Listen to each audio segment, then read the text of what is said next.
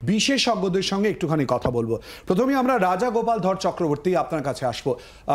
রাজাগোপাল বাবু, যেটা জানতে চাইবো, সংবিধানে এ ব্যাপারে মূলত ঠিক কি উল্লেখ? অর্থাৎ ইতিমধ্যেই যেটা বলা হয়েছে, মমতা বন্দ্যোপাধ্যায় আজ বললেন 10 দিনের মধ্যে ধর্ষকের ফাঁসি চাই, এই বিল আমরা পাশ করিয়ে রাজ্যপালের কাছে পাঠাবো। সংবিধান কি বলছে রাজাগোপাল ধরবাবু? হ্যাঁ, দেখুন, ভারতবর্ষের সংবিধানে রাজ্য এবং কেন্দ্রের কাজ ভাগ করা আছে, মানে লেজিসলেটিভ ফাংশনও বলে দেওয়া আছে। কেউ রাজ্য কোন দিকে আইন করবে, কেন্দ্র কোন দিকে আইন করবে, একটা যৌথ তালিকাও আছে, কনকারেন্ট লিস্ট।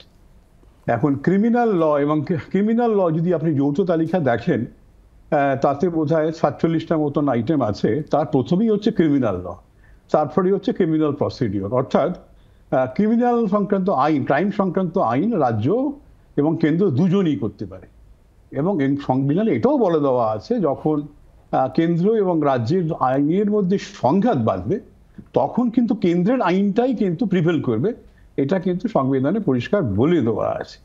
এখন সেই আইন পশ্চিমবঙ্গ সরকার যে আইন তৈরি করছে, সেটা দেখা যাবে ভারতীয় যে ন্যায় সংহিতার বোধহয় 64 সেকশনে যে ধরনের কথা বলা আছে, তার সঙ্গে যদি সংঘাত ঘটে যায়, তাহলে কেন্দ্রের আইন থাকবে, নতুন আইনটা খুব একটা উপযোগিতা থাকবে না। তবে আরো যেটা রাজ্য বিধানসভা সেটা আইনটা তৈরি হলো এবং পরে সেটা গভর্নরের কাছে যাওয়া প্রয়োজন। গভর্নর যেহেতু এটা অর্থাৎ সংবিধানের জায়গায় কোথায় দাঁড়িয়ে রয়েছে, রাষ্ট্রপতির কাছে পাঠাবেন। ঠিক ঠিক ঠিক। রাজাগোপাল ধরবাবু, আসবো আপনার কাছে। আমরা একটু, যেহেতু আইনের কথা হচ্ছে, আইনজীবী আমাদের সঙ্গে এই মুহূর্তে রয়েছেন।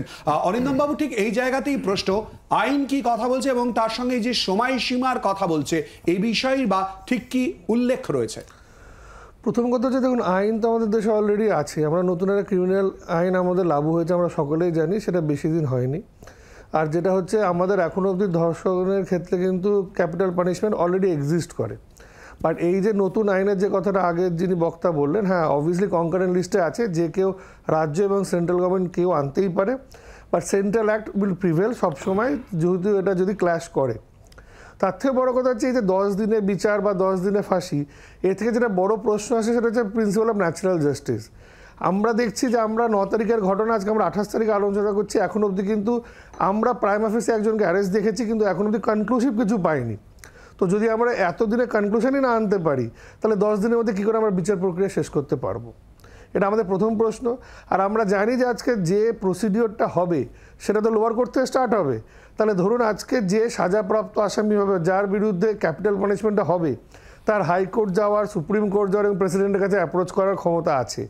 শুধুমাত্র আইন প্রণয়ন করে না, ইনফ্রাস্ট্রাকচারাল ডেভেলপমেন্টটাও দরকার। কেন আমরা জানি যে আমাদের এখানে ফাস্ট ট্র্যাক কোর্ট আছে, অলরেডি এক্সিস্ট করে, কিন্তু আমরা দেখি হাইকোর্ট থেকে নির্দেশ দিলেও সেই ফাস্ট ট্র্যাক কোর্ট ফাস্ট বিচার দিতে পারে না। কেন? প্রপার নাম্বার অফ জাজেস নেই, ইনফ্রাস্ট্রাকচার নেই। তো এইগুলোও যদি আজকে রাজ্য সরকার একটু দেখে বিষয়টা, শুধু আইন এনে আমার মনে হয় না এটাকে আটকানো যাবে। তার সঙ্গে সঙ্গে পরিকাঠামোটাও যদি আনা যায়, তাহলে নিশ্চয়ই দ্রুত বিচার সম্ভব। কিন্তু একটা টাইম ফ্রেম বেঁধে দেওয়াটা কতটা যৌক্তিকতা আছে বা সেটা আদৌ টিকবে কিনা, এটা একটা প্রশ্নচিহ্ন থেকেই যাচ্ছে। অরিন্দম বাবু, ঠিক এই টাইম ফ্রেমের প্রসঙ্গটা নিয়েই কিন্তু আমি আপনাকে আরও একবার আসবো, আপনার কাছে জানবো। কিন্তু তার আগে পুলিশ কর্তা আমাদের সঙ্গে রয়েছেন, সত্যজিৎ বন্দ্যোপাধ্যায়, প্রাক্তন পুলিশ কর্তা। সত্যজিৎ বাবু, তদন্ত প্রক্রিয়া শুরু হওয়া থেকে শেষ পর্যন্ত এই টাইম ফ্রেমের মধ্যে কি হয়, বা এটা করানো সম্ভব, বা এই অনুযায়ী কি চলে? কি করতেন আপনারা এতদিন? আপনার অভিজ্ঞতা কি বলে? দেখুন, আমি দীর্ঘ 40 বছর কাজ করেছি, ডেপুটি কমিশনার ছিলাম, কিন্তু ঘটনা হচ্ছে টাইম ফ্রেম অনুযায়ী রেপ উইথ মার্ডার কেস 10 দিনের মধ্যে শেষ করা যায় না। কারণ যিনি দ্রুত চাইছেন না, আপনি মানুষ চাইতে পারে, যে কোনো লোকই চাইতে পারে, 10 দিনের মধ্যে কোনো ইনভেস্টিগেশন শেষ হয় না। কারণ ফরেন্সিক ল্যাব থেকে যে রিপোর্টগুলো আসবে, সেই রিপোর্টগুলো পেতেই প্রচুর সময় লাগে।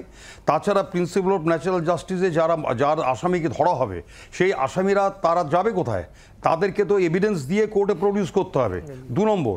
3 নম্বর যেটা সবচেয়ে বড় কথা, সেটা হচ্ছে যে কোনো কেসে মোটিভ অফ দ্য মার্ডার, এই যে রিসেন্ট যে কেসটা হয়েছে, মোটিভ অফ দ্য খুনের মোটিভটা কি, সেটা এখন পর্যন্ত এস্টাবলিশ করা যাচ্ছে না। ডিসঅ্যাপিয়ারেন্স অফ দ্য এভিডেন্স কোনো পাওয়া যাচ্ছে না। সুতরাং এখানে একটা আইন করলেই হলো না যে 10 দিনের মধ্যে আমি ফিনিশ করে আমি সাথে সাথে সাজা হয়ে যাবে। সে তো সাথে সাথে হাইকোর্ট করবে, সে তো বলবে আমার এগেনস্টে এভিডেন্সটা প্রমাণ করুন। প্রমাণ করতে গেলে পুলিশকে তার তার তার যে ইনভেস্টিগেশন পদ্ধতির মধ্যে যেতে হবে। সেই ইনভেস্টিগেশন পদ্ধতিতে এখন একটা বড় সুবিধা করেছে, যেটা একটু আগে আমাদের একজন অ্যাডভোকেট সাহেব বললেন যে হ্যাঁ এখানে একটা জাস্টিসের ব্যাপারটা আছে, সেটা হচ্ছে এমনিতেই এখানে কিন্তু ক্যাপিটাল পানিশমেন্টের ব্যবস্থা আছে, অলরেডি বলে দেওয়া আছে।